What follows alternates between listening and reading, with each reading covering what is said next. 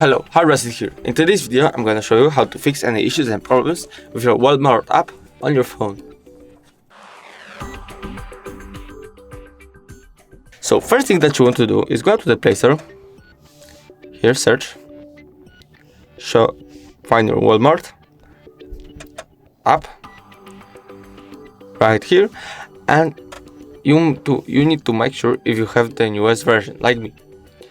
If you have the update available, the update should pop out right here, and after update the app, there shouldn't be more any issues and problems. But if you still got some, I'm gonna show you two more ways how to fix it.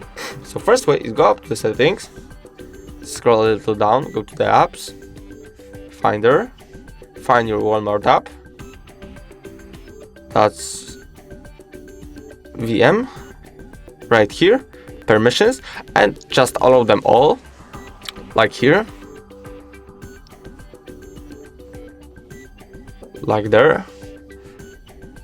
Go to Wi-Fi data usage, and if you have unrestricted mobile data on, you need to just turn it off, because that means you have the limit of your data and you don't want to have the limit of the data.